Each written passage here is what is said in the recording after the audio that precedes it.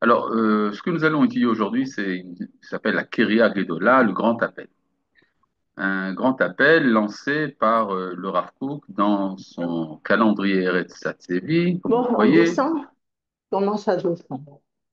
de l'année Tavresh Samechet, Oui. c'est 1908, hein, dans Ah, l'édition de Amosat Sha'arei Torah, c'est-à-dire l'institution vous avez Sha'arei pris la Torah clé? à Jaffa. Maintenant, je vous demande de bien vouloir fermer votre micro, parce qu'il y a quelqu'un qui demande, vous avez pris la clé, est-ce que je descends, etc. C'est insupportable. Et donc, voilà, maintenant, nous avons donc fermé tous les micros. Alors, donc, de quoi s'agit-il? Il s'agit en fait d'un plan, on pourrait dire une sorte de vision historique du Rav Kook, un peu à la manière, si on se réfère à la philosophie, à la manière hegelienne, c'est-à-dire cette vision d'ensemble de l'histoire qui fait que l'histoire a une marche, une avancée. Alors, je voudrais rappeler quand même l'arrière-plan de ce texte du Rav Kook, un arrière-plan idéologique, c'est celui du marxisme.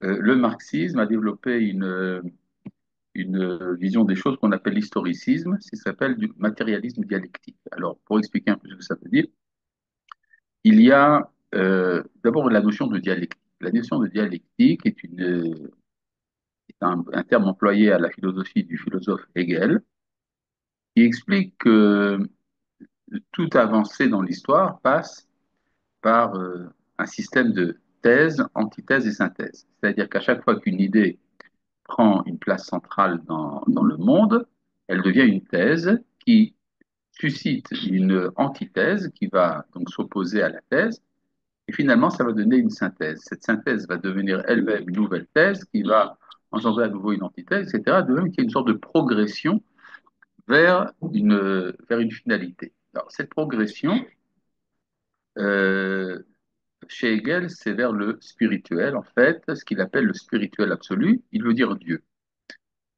Par contre, chez son élève Karl Marx, cette idée a été transformée en ce qu'on appelle la dialectique matérialiste, ou le matérialisme dialectique, c'est-à-dire que thèse, antithèse et synthèse, tout cela se développe autour de rapports de force, des rapports économiques, des luttes de classe, etc.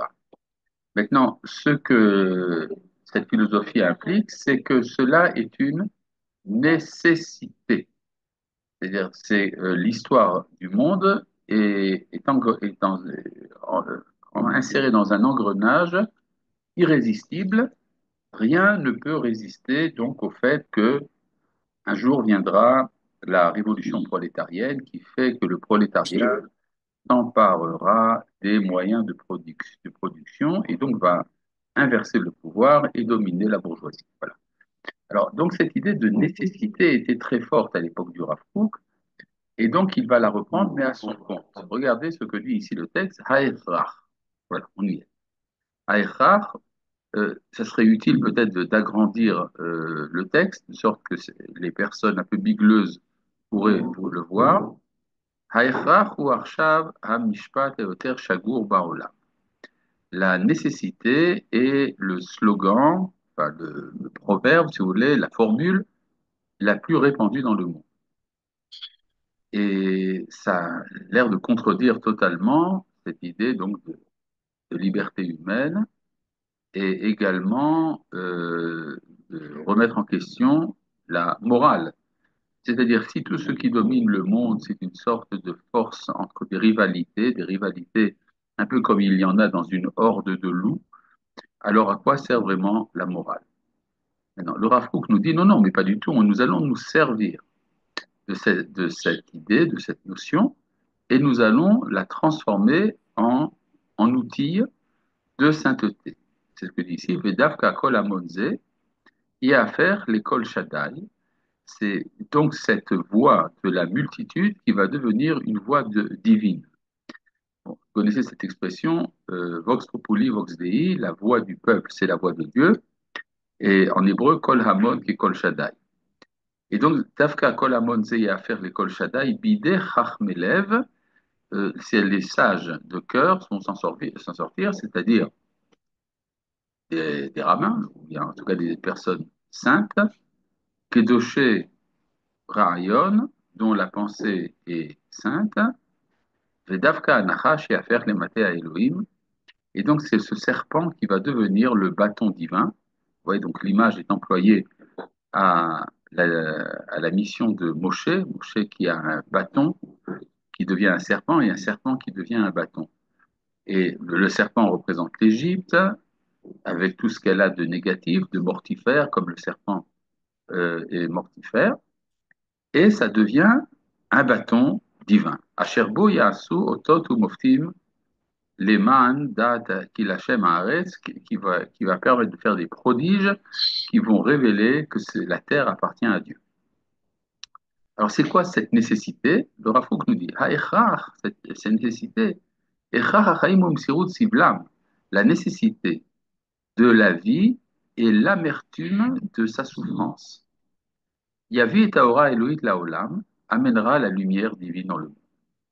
Ha'echach, c'est-à-dire que il y a, merci, merci de à vos souhaits, euh, cette amertume va devenir une force nécessaire qui va nécessairement amener le monde à la connaissance de Dieu. C'est très important parce qu'on a l'habitude de se dire que la connaissance de Dieu, c'est une sorte de folie, une sorte d'excroissance de la pensée humaine. Les hommes ont inventé la nécessité de la religion, mais en fait, ça n'a rien à voir. Tout cela, c'est une maladie passagère.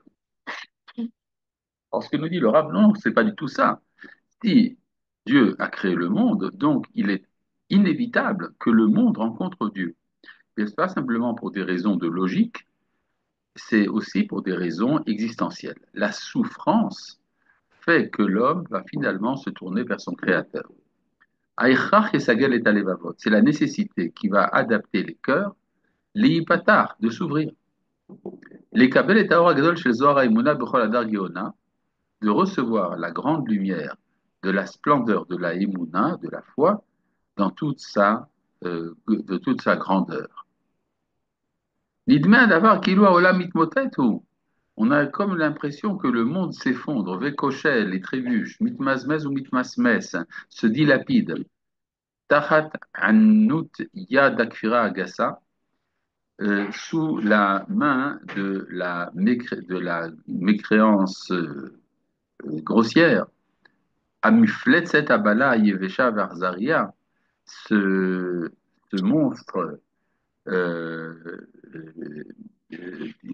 vieilli et non usé et sec, Verzaria et cruel, à cette lave qui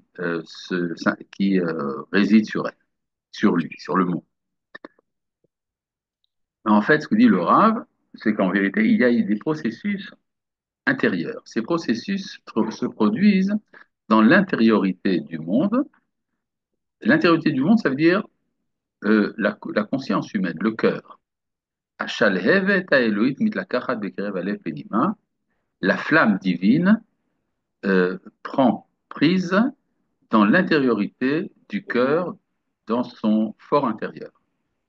Bekerev kol ruach nefesh, dans l'intériorité de tout esprit et de tout psychisme.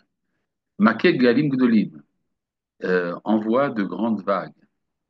Soarim migale kol yam, plus fort que toutes les vagues de la mer. Iola shamayim v'yoredet teomot bechadre kol ruach nefesh. Elles montent jusqu'au ciel et descendent jusqu'à l'abîme dans dans les recoins de tout esprit et de tout psychisme. Ve'akefira ha'ayuma, par contre, la mécréance terrible, la Ashifra Abala, cette, euh, cette servante usée, Bata Avdout, de l'esclavage, Abezouya, méprisable, Soger et Bada et Bericha le Bilki Tere Achutsa, ferme ses verrous pour empêcher de manifester cette flamme. C'est-à-dire que, en fait, bon, je lui dis, le Rav Kook ici nous dit que la mécréance, l'athéisme, en fait, a pour but d'asservir l'homme, d'asservir l'homme. Vous savez que souvent on a parlé de libérer l'homme de la religion, mais ce qui a été, par exemple, initié, ce qui a été initié dans la culture occidentale, euh, entre autres par la révolution bolchevique, qui n'avait pas encore lieu d'ailleurs, n'avait pas encore eu lieu du temps du Rav Kook, mais le Rav Kook pouvait prévoir cela, c'était finalement un asservissement encore pire que celui que l'on voulait éviter en se révoltant contre la foi en Dieu. Il y avait à Moscou une institution officielle qu'on appelait l'Institut de l'athéisme scientifique. Et là-bas, on développait donc des enseignements qui avaient pour but d'infiltrer l'athéisme comme doctrine scientifique dans tout l'Empire soviétique. Et donc, ce dit le Rav Kook, c'est que cet athéisme a en fait comment dirais-je, une intention qui est l'asservissement de l'homme. Euh, et donc, elle va tout faire pour cacher cette flamme qui se cache dans l'intériorité. Irea meod meora abair. Elle craint beaucoup ta lumière claire. I ha'acharona yodat. Or, celle-ci, cette dernière, sait que Benitzot, il y a écrit ici Nitzit, mais c'est une erreur. Chez Benitzot, Zach Echad Mirshafea, chez la Shavet à Elohit, et elle sait que par une seule étincelle, envoyée par cette flamme divine, elle disparaîtra totalement. Bon, ça revient également à une image qui est tirée du Midrash. Vous savez, il est question dans la paracha de Vayeshev Yaakov Beretz Migurei Aviv, lorsque Yaakov s'installe dans le pays de ses ancêtres, c'est-à-dire juste après tout un long chapitre de la Torah sur les différentes tribus de Édom. Édom, la nation de Ésaü. Et alors que donc il y a une quantité assez effrayante, c'est quelque chose comme une trentaine de versets qui nous parlent de la liste des tribus de Édom, et après on nous parle de Yaakov qui est tout seul, ou avec très peu d'enfants, enfin 12 enfants, plus précisément 13 enfants, et donc il s'installe en Eretz Israël. Alors le Midrash compare cet amoncellement des tribus de Édom à un chameau qui porte une quantité impressionnante de lin. Le lin, les ballots de lin prennent énormément de place. Si on prend un chameau pour porter tout ce lin, alors c'est encore énorme, ça prend une place très grande. Et alors, le Midrash dit qu'il y a un boutiquier qui voit ce chameau passer, il dit, mais où est-ce qu'on va introduire tout ce lin? Ça prend beaucoup de place. Alors on lui dit, mais tu sais, il suffit d'une étincelle du forgeron qui, en frappant, va brûler tout cela. C'est un peu, donc le Rafou qui connaît ce Midrash, il fait allusion, en tout cas dans sa forme littéraire, pour dire, il suffit d'une étincelle de véritable émouna pour détruire tout le monde de l'athéisme, de l'hérésie. Aval, kol asher tosif lassim machnakla, mais ce que dit le Rav Kook, c'est que autant cette mécréance va s'efforcer d'étouffer la foi, kol asher tosif la'atzor be'ad nishmat Elohim chaim agdola v'chazaka asher benishmat kol chai, autant qu'elle fera des efforts pour faire disparaître l'âme divine du Dieu vivant qui se trouve dans toute âme de tout être vivant, kot osif zot aneshama legor etrela penima, ce que ça va entraîner, c'est que l'âme va encore plus renforcer sa force intérieure, ou Biblot Sipta, lorsqu'elle arrivera à la à maturité, Inet etse beraam veraash, c'est alors qu'elle sortira avec tonnerre et tremblement, l'école nefetz vezerem, avec une voix d'explosion et de torrent. Kiyom ere grave, bin Paul Migdalim, comme un jour de massacre lorsque tombent les tours. Donc, ce que dit le Rav, c'est qu'il ne faut pas s'inquiéter. C'est-à-dire pour les gens qui s'inquiètent de savoir qu'est-ce qu'il en est de la foi, bien la foi, dit le Rav, elle est permanente. C'est-à-dire, si c'est vrai que Dieu existe et que Dieu a créé le monde, il ne faut pas s'inquiéter. Dieu est présent dans l'âme humaine. il y avait, attends, je ne sais plus à quelle époque c'était exactement, dans les kolkhozes en Union soviétique, une fois le Politburo avait annoncé les âmes sont supprimées. Et c'est comme si on disait, de même qu'il n'y a pas d'arrivage de tomates, aujourd'hui il n'y a pas d'arrivage d'âmes. Les âmes étant un surplus, quelque chose de superflu dont on peut se passer. Mais en fait, l'âme est présente dans l'être humain. Vous connaissez ces plaisanteries, on dit que dans une école soviétique, alors on dit Dieu n'existe pas, la preuve c'est qu'on ne le voit pas. Et alors un élève, un petit juif dit Monsieur le prof, votre intelligence aussi on ne la voit pas. Bon, donc Iné Yomba Velo Irchakrok, voici qu'un jour vient, et ça ne sera pas très éloigné. Euh, Attendez ici, mon internet, ah voilà, voilà. Vea Enoshiyut Titorer, et l'humanité se réveillera. Kedov Shakul, comme un ours blessé, comme un ours désenfanté. Hari Altirpo, et comme un lion sur sa proie. Lehinnakem Meakefira, pour se venger de la mécréance. Habezouya, méprisable. Beat Kolraata Asher, pour se venger de tout le mal qu'elle lui a fait. Befeta Tevakesh Lashir Mena et Avotea, de par surprise, enfin, dans un moment, elle demandera de se libérer de ses chaînes. Remarquez d'ailleurs, à nouveau, la phraséologie marxiste. Dans le manifeste du Parti communiste, ce que dit Marx, hein, et Engels, son copain, c'est que le prolétariat n'a rien à perdre dans sa lutte que ses chaînes. Il n'y a que ces chaînes qu'il va perdre. Et alors, donc, le rapport ici, oui, c'est ça, les chaînes imposées à l'âme vont sauter. Behema Gedola ou Ketzev Gadol, avec grande colère et grande écume, Teva Kesh Umena Tikmat Tachaim Atovim, elle voudra venger la vie bonne. Et Shalva, la tranquillité. Veha Eden et le délice. Chez la Deot Ateorot, les opinions pures. Chez la Chaim Ateorim, qui accompagne la vie pure. Veazakim et limpide, Asher Shalela Mimena, dont elle l'a privé, Shalela Vateabed, qu'elle a pris en butin et l'a perdu, Sama Lemirmas l'a écrasé, Mivli Asher Yeshla Koach Leota Arisha, alors que cette méchanceté n'a pas la force, Leashiv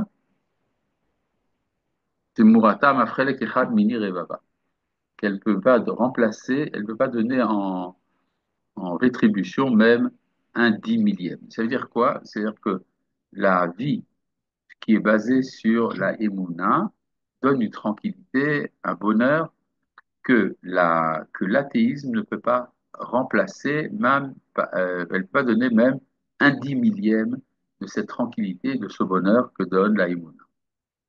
Alors, j'entends tout de suite là, disons, cette idée que oui, d'accord, c'est très joli, mais on voit, il y a une accusation qui est lancée contre les religions. Les religions ont versé beaucoup de sang. D'accord? Souvent, on accuse la foi comme étant la source de la barbarie. En fait, c'est de l'aveuglement de dire une chose pareille pour une raison très simple. C'est que l'athéisme a fait couler plus de sang que la foi.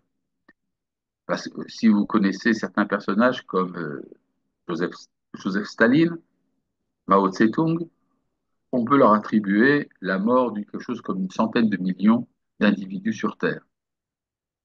Et donc, ça veut dire qu'en fait, bon, ça veut dire qu'il y a aussi des guerres de religion, sans aucun doute, mais ça veut dire que la tendance à verser le sang, l'homicide, eh bien, cela est une donnée permanente de l'être humain, quelle que soit d'ailleurs sa position par rapport à l'existence de Dieu. De toute manière, les hommes sont violents, les hommes sont barbares, et donc ce n'est pas la émouna qu'il faut accuser, c'est l'homme. Mais enfin, revenons donc à notre sujet. Il y a une sorte de bonheur intérieur, une sorte de tranquillité qui est donnée par l'aïmouna, que la kéfira, la mécréance, ne sait pas donner. Abehala aziruma shaliada irbeva akfira et amochod et olam.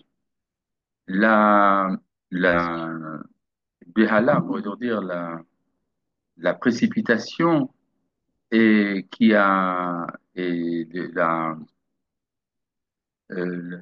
terreur misérable avec laquelle la mécréance a brouillé le monde, les hamem et ha mochot et halevavot, en effrayant les cervelles et les cœurs, les ha'avir et adam al da'ato ve'al da'at kono, pour que l'homme perde sa conscience et la connaissance de son Créateur, ta'avor ve'tishkot, passera du monde et se calmera vers Dea Hatzelula, et c'est alors que la connaissance limpide, vers Metuna, est équilibrée.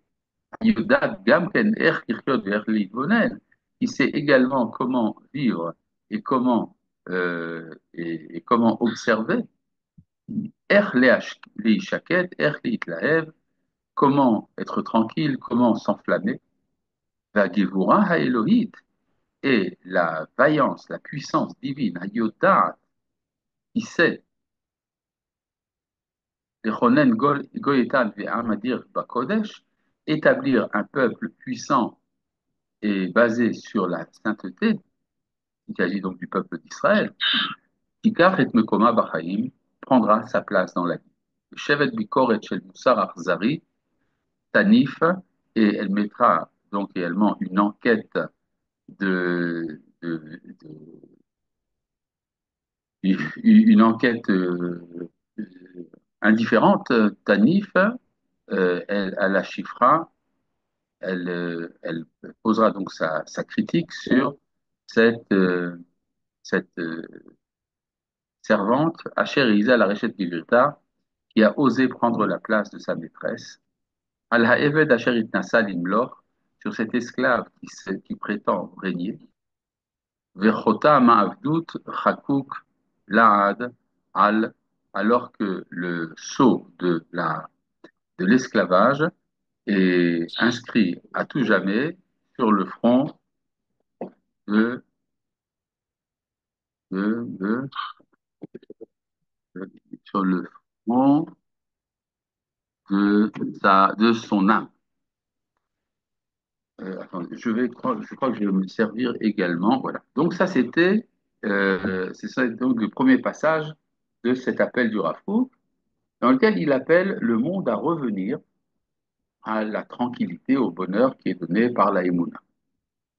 Alors maintenant, on peut dire, oui, d'accord, mais qu'est-ce que qu'est-ce que c'est le contenu de ce bonheur? Là, le Rav Kook va nous parler de la liberté. Vous savez qu'il y a une expression très belle de Rabbi Yehuda Halevi. Non, non, c'est de Rabbi, oui, c'est Rabbi Yehuda Halevi. Avde Zeman, Avde Avadim Hen. Les serviteurs du temps. Le temps, ça veut dire la vie terrestre. Dans les poètes du Moyen Âge, Avde Zeman, Avde Avadim Hen. Les serviteurs du temps sont des serviteurs de serviteurs. Eved Hashem hu levado chofshi. Il n'y a que celui qui sert l'Éternel qui est véritablement libre. Alors, on peut toujours amener donc cet argument qui est présenté souvent dans le discours superficiel des Chilonim. Pourquoi est-ce que Dieu intervient dans ma vie? Pourquoi est-ce qu'il ne me laisse pas tranquille? Mais ça vient, cette affirmation qui est un désir véritable de liberté, est basée sur une incompréhension logique. Parce que la différence qu'il y a entre tout élément qui s'introduit en moi et Dieu qui s'introduit en moi, c'est que tout élément qui s'introduit en moi est extérieur. Par exemple, quelqu'un qui n'est pas moi me dit ce que je dois faire. Alors effectivement, cela entame ma liberté. Mais si c'est celui qui m'a créé qui intervient, alors son intervention n'est pas différente de mon être même. Donc c'est en acceptant la volonté du Créateur que je deviens véritablement libre. Et donc, ce que dit le Rav Kook, le retour à la Emouna viendra justement d'un désir de liberté. Achofesh, la liberté. Zot ateroa olechet imatkia shel haechrach. Cette, cette sonnerie qui entraîne l'imposition de la nécessité, Ou yetse ke'ari nora mimisgarto, sortira comme un lion terrible de ses entrailles.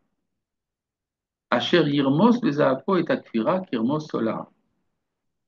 Et il écrasera dans sa colère la mécréance comme on écrase un ver.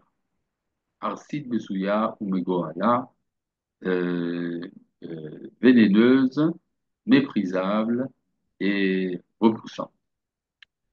Bon, vous remarquez que la nature de ce texte est un texte plutôt publiciste. C'est pas vraiment un texte concentré au niveau de la réflexion. Le Rav Kook dit des choses très précises, mais il emploie pour cela un langage publiciste, parce que c'est un texte qui est nécessaire pour le grand public. Euh, Eshukat achofesh tavo librom pisgata, l'espérance, l'aspiration à la liberté arrivera à son sommet. Et Adam yakir shehu, et l'homme reconnaîtra shehu que lui, yesh lo reshut lichyot berucho pnima ka'asher hu, a le droit de vivre en accord avec son esprit intérieur tel qu'il est. Kefi chefet sateva ha'abir shel nishmato ha'chaya, comme en accord avec la volonté puissante de son âme vivante. Bon, alors ça veut dire qu'il y aurait une sorte de nature de l'âme. La nature, en général, ça se réfère aux lois de la nature. Mais pour le Rav Kook, il y a disons, un terme qu'il emploie, qu'il a forgé lui-même, c'est cette idée qu'il y aurait une sorte de nature de l'âme. Et cette nature de l'âme exige sa liberté. Vaneshama azot hayarak beloim, alors que cette âme ne vit que grâce à sa proximité avec la divinité. Ve'en emuna amuka vezoeret en lachaim ve'ora. Sans une foi profonde et lumineuse, elle n'a pas de vie et de lumière.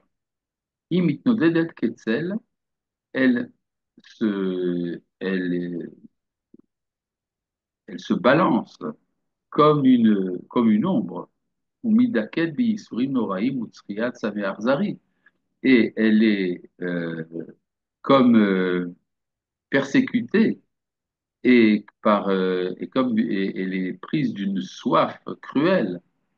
Ou mi me'akev al yada, qui c'est qui l'empêche? Mi lo yiten la lichyot be'Elohim, qui c'est qui l'empêche de vivre une vie divine?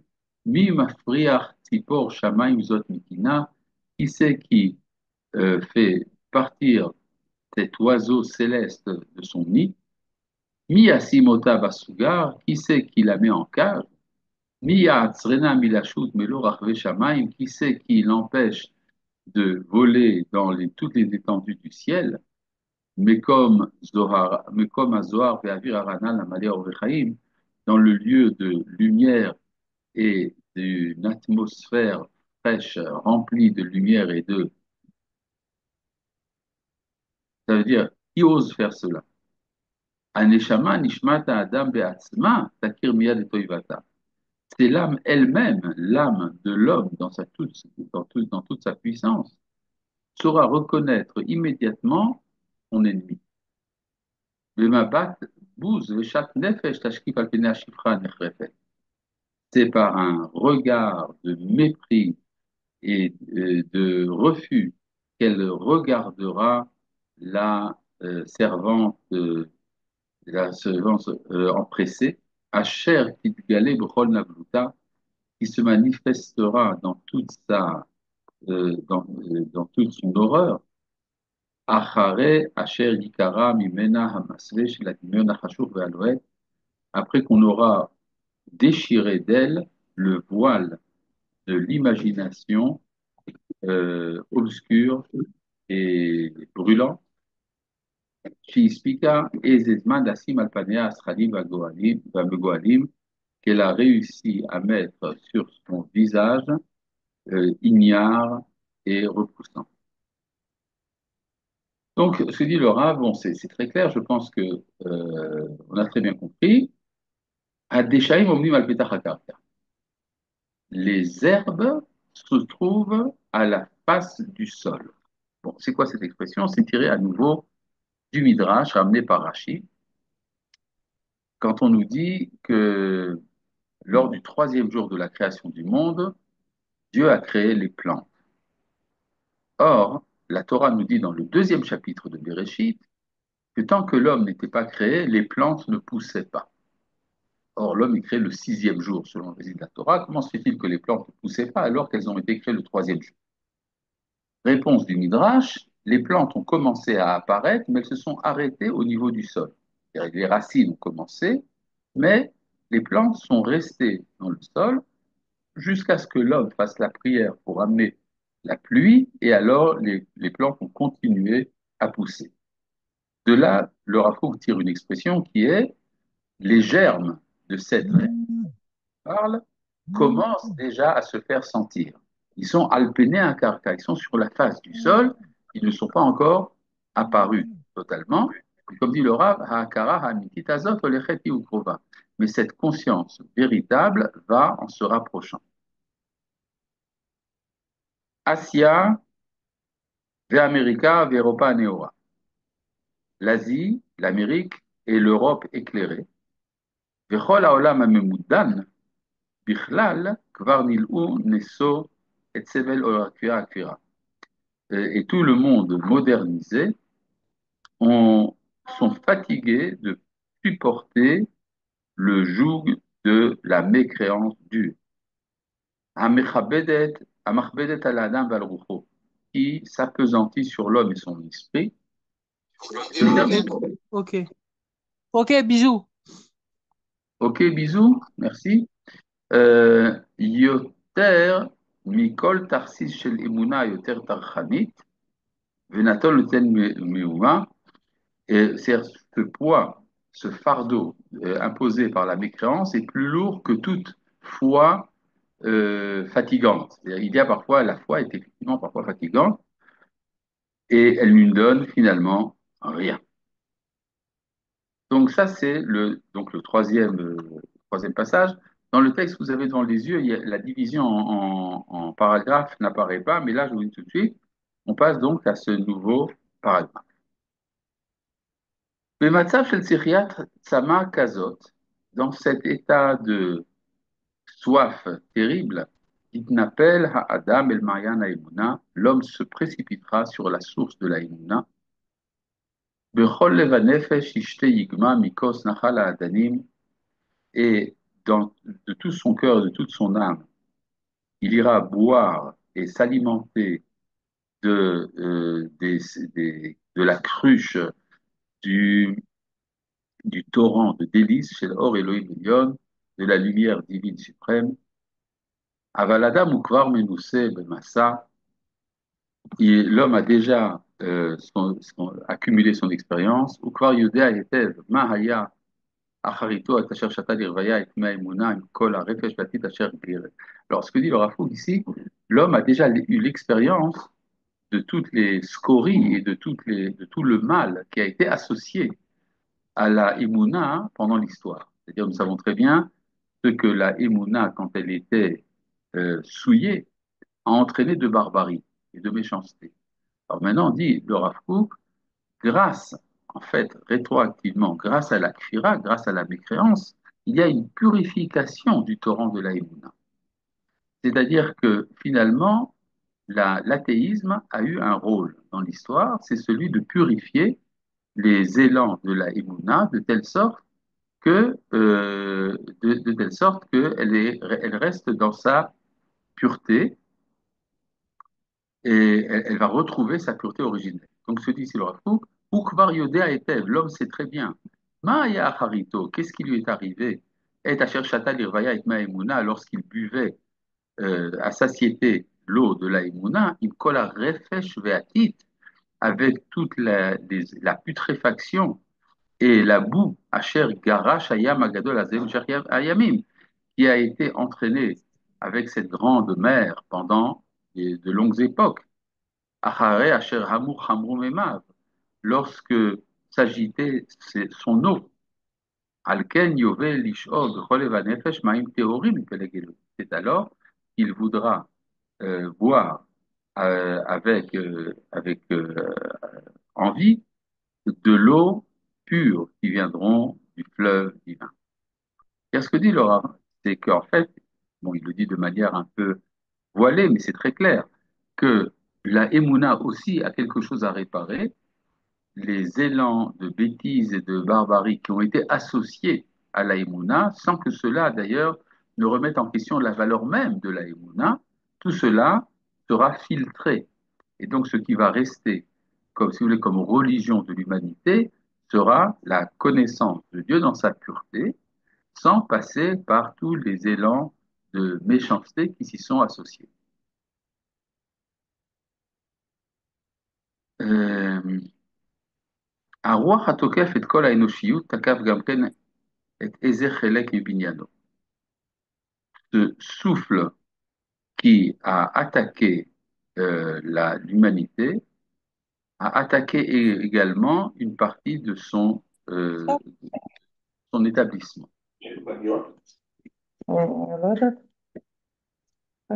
Sophie Selbiger, voulez-vous bien fermer votre micro? Oh, excusez-moi. Voilà, c'est très utile. Maintenant, אמנם יותר קרובים אנחנו למקום האורה, יותר קרובים למעיין החיים. Nous sommes beaucoup plus proches maintenant de la source de vie, de la source de la lumière. Nous sommes plus proches de la source de vie. יותר מלאים בחיי הנשמה האלוהית. Nous sommes plus remplis de l'âme divine. אשר הרבינו לינק ממנה בימי עלומנו עד ימי זקנה ושיבה.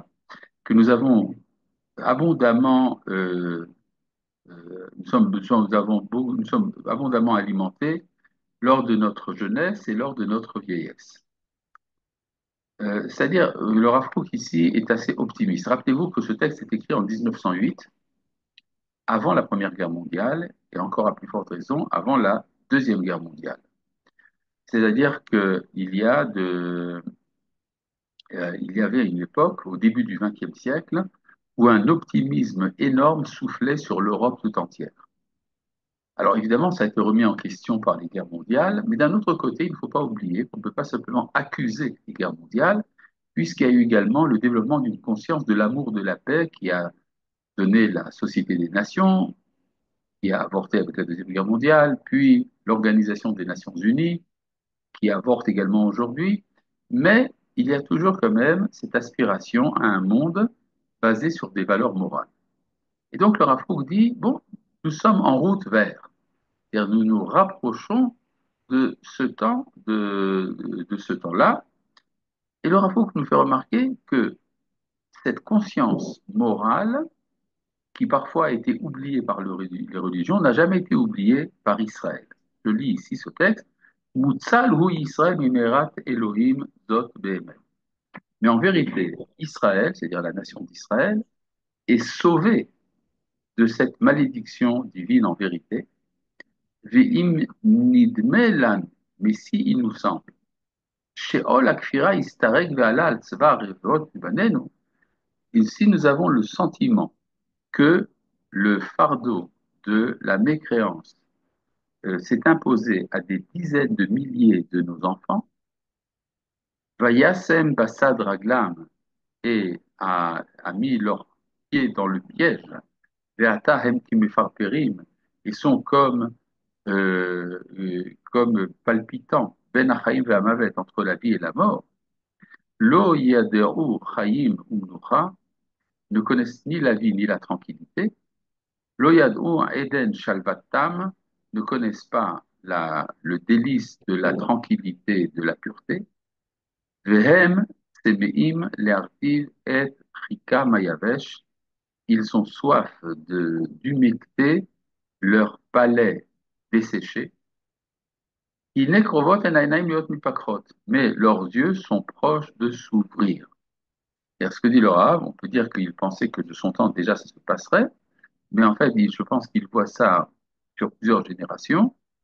Il y a une tendance chez les enfants d'Israël, même quand ils s'éloignent de la Torah, ils ont une recherche d'idéal et de réponses véritables à leurs questionnements.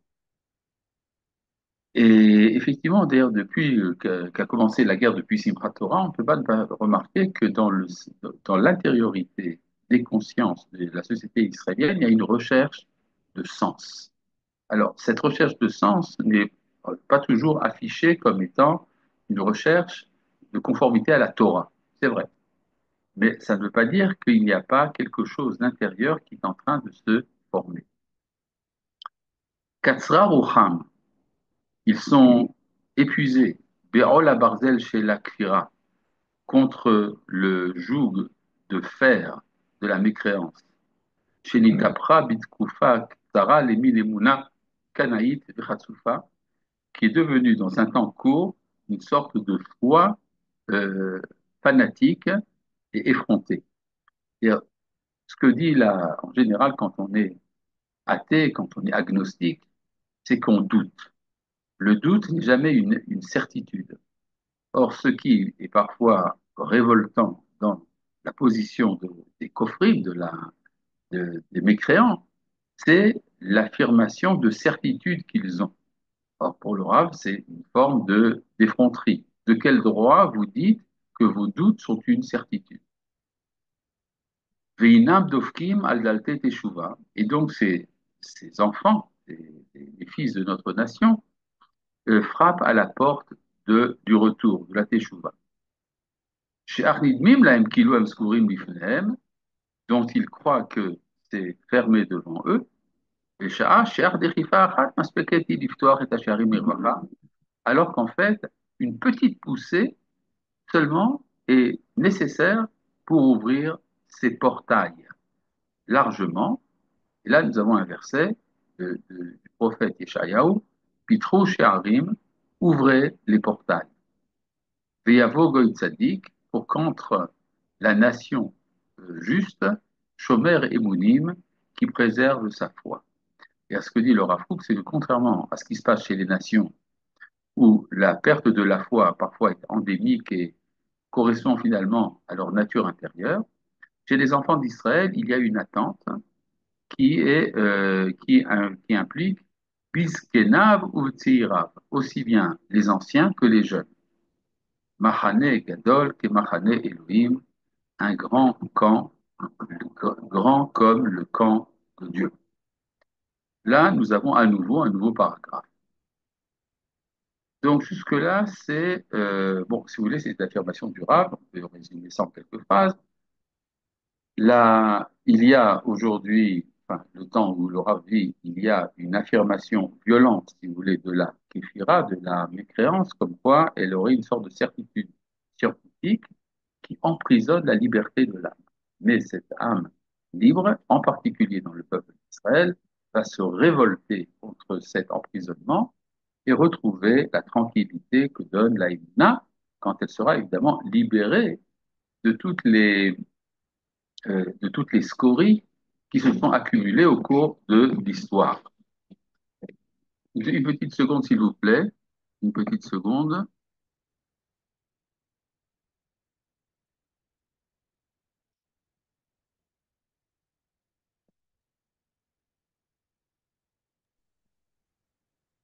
Et c'est moi, je devais quand même dire au revoir à mon fils qui part en Milouï. Bon. Achenu Ayekarim. Alors maintenant, il y a un appel. Chachmei Torah, les sages de la Torah, Vesofrim Mashpiim, et les écrivains influents. Gam anu noalnu vechatan. Nous aussi, nous avons péché et fauté. Lamadnu vechakarnu. Nous avons étudié, nous avons investigué. Pilpalnu vechidashnu. Nous avons fait des réflexions profondes, nous avons fait des innovations. Katavnu vetsiarnu. Nous avons écrit, nous avons décrit. C'est-à-dire, nous avons beaucoup étudié la Torah. Aval shachachnu et Elohim ve'onzo. Nous avons oublié Dieu et sa puissance. Ça me rappelle une question posée par le Maharal de Prague dans son introduction à Tiferet Israël. Cette question est terrible. Il dit pourquoi, remarquez la question du Maharal, si ce n'était pas le Maharal, j'aurais trouvé ça incroyable. Il dit pourquoi est-ce que les Talmidei Chachamim, les sages de la Torah, n'aiment pas Dieu? Il répond, mais c'est très simple, c'est parce qu'ils aiment la Torah. Donc, ils n'ont pas le temps d'aimer Dieu. Mais, dit le Maharal de Prague, ils devraient aimer la Torah parce que c'est Dieu qui l'a donnée. À partir de là, donc, leur amour de la Torah ne serait pas différent de l'amour de Dieu. Mais il y a toujours cette tentation d'intellectualisme qui dit, qui dit que la Torah est une sorte de sagesse, la sagesse d'Israël, qui est passionnante, on en parle beaucoup dans des colloques d'intellectuels, on écrit des livres, etc., sur la sagesse juive, mais on ne parle pas toujours de, de celui qui a donné la Torah. Alors ici, le Rafouk aussi dit, nous avons oublié. Lo shamanu l'école nivier à émettre. Nous n'avons pas écouté la voix des prophètes de vérité. L'école meroulé chachmé dorot olamim. Et nous n'avons pas écouté la voix des meilleurs, des sages des générations depuis toujours. L'école à tzadikim v'chassidim, la voix des justes et des pieux.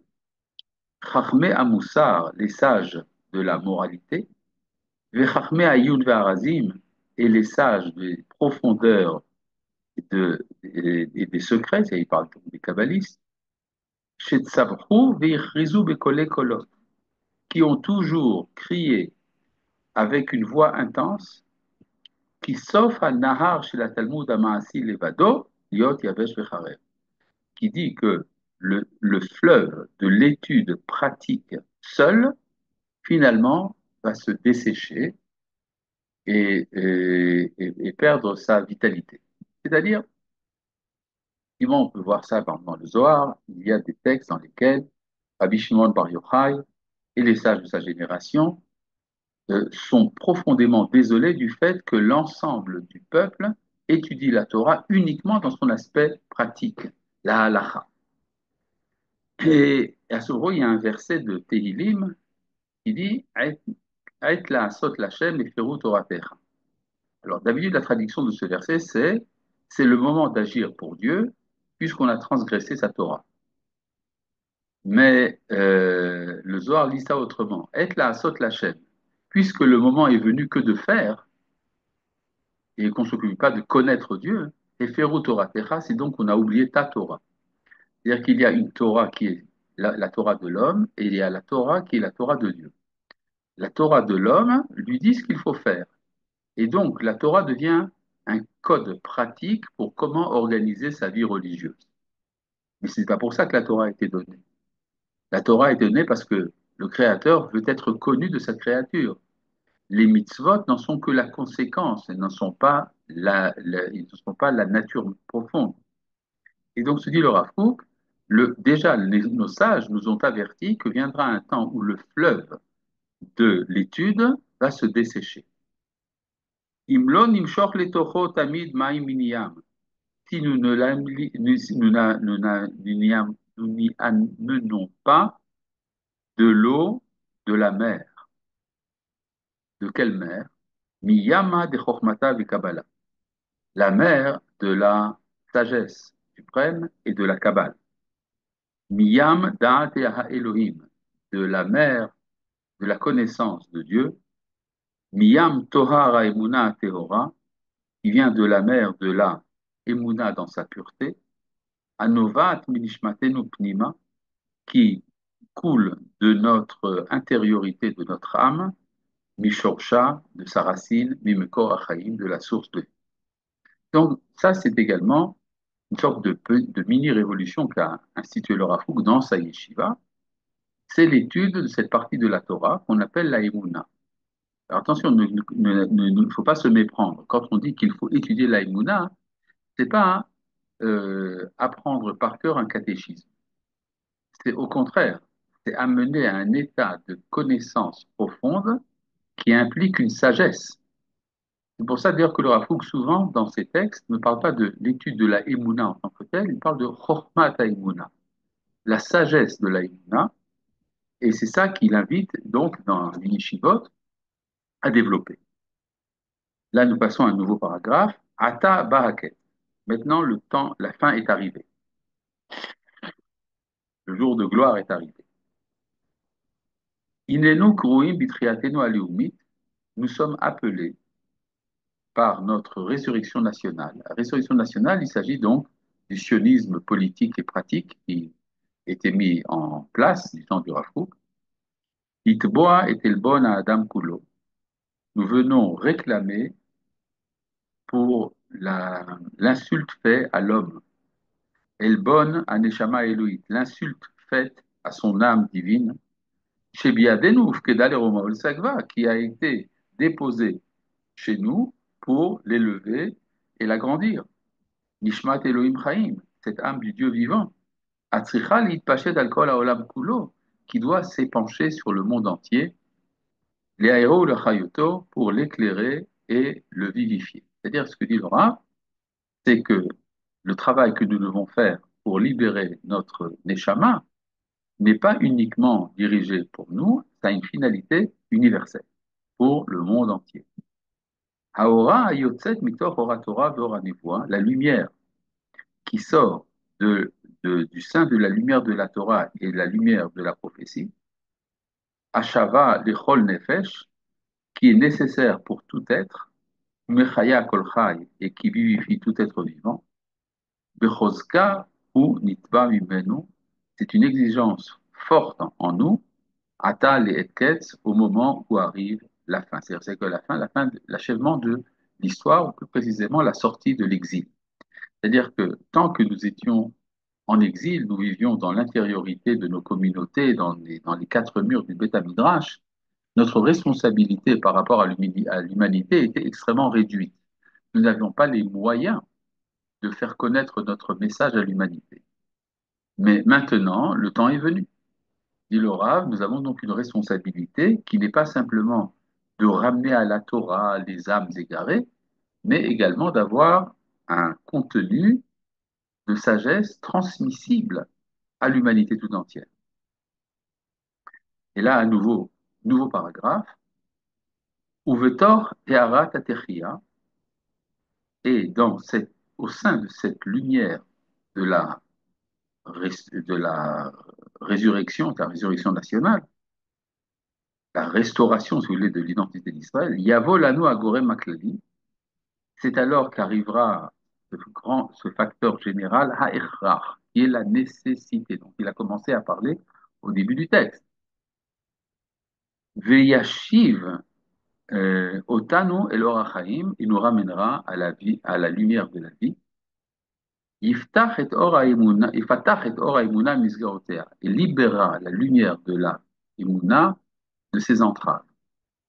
Les Chormat Israël à Mekori, il nous ramènera à la sagesse originelle d'Israël. Achofshit Mikol Ol Nechar, libéré de tout joug étranger. C'est-à-dire, effectivement, il y a eu souvent dans l'histoire d'Israël une nécessité de formuler notre contenu intérieur dans les termes de la culture générale. Mais d'une certaine manière, il y a une sorte de déperdition de la source originelle. La source originelle étant la prophétie, la civilisation prophétique, qui a pris différentes formes, des formes philosophiques, des formes kabbalistiques, etc. Mais là, nous devons revenir à l'origine. Les Chochmat Elohim Chaim, nous devons revenir à la sagesse du Dieu vivant, Akvoa Beotsar HaChaim, qui est fixé qui est enraciné dans Beotsar HaChaim Shelanu, dans notre réservoir de vie, où Yavi Otanu l'idée Talmud Kavua, cela va nous amener à une étude permanente. Une seconde, s'il vous plaît.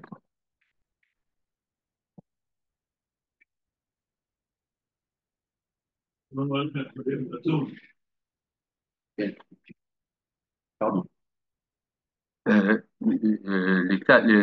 Otanu l'idée Talmud Kavua, cela nous amènera à une forme d'étude permanente, les Chochmat Ha'emuna, à la sagesse de la foi. Remarquez cette idée importante, c'est que la Emuna n'est pas simplement un acte de foi pieuse, c'est au contraire c'est une sorte de sagesse.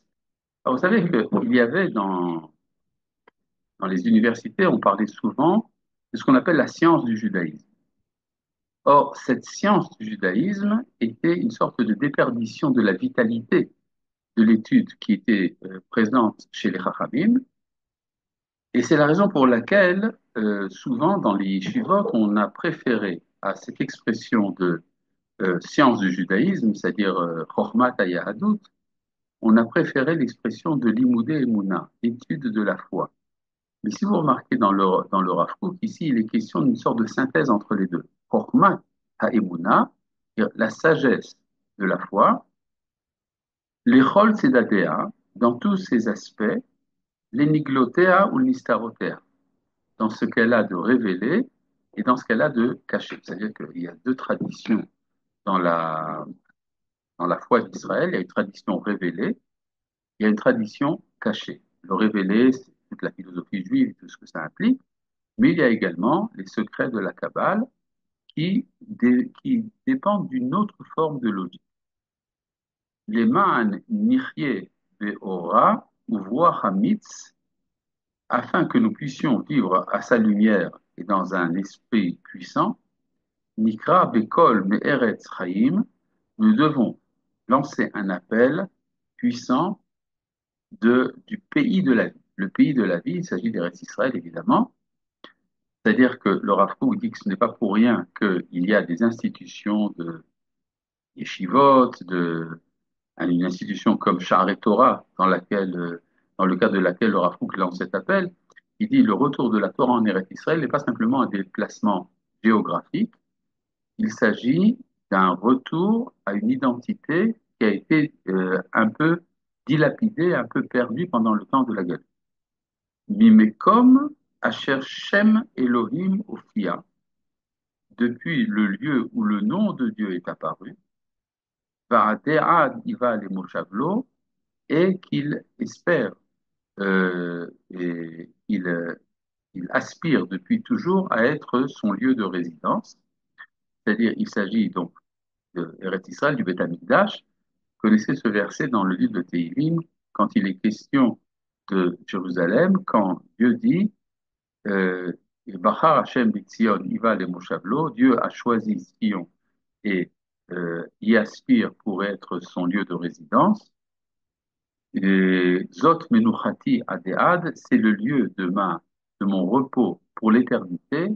Po Eshev Ki Vitia, c'est ici que je m'y installe parce que je le désire.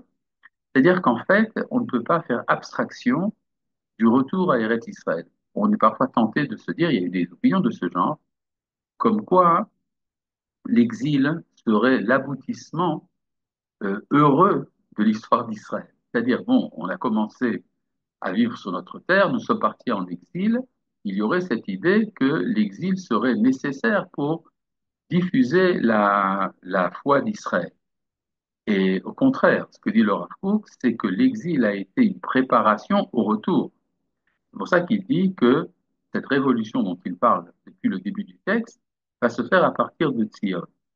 Et donc c'est pour ça qu'il dit, il clôt le texte par la phrase Bet Yaakov, maison de Jacob, Lechu venelcha beor Hashem, allez et nous irons ensemble vers la lumière divine. Voilà, c'est ça donc ce texte. Et j'espère donc que pour la prochaine fois, il ne sera pas nécessaire de faire toujours ce trimballement de balancier du texte et que nous pourrons étudier plus tranquillement. Nous passerons donc à un autre texte très important, les Mahalach Haïdiot d'Israël.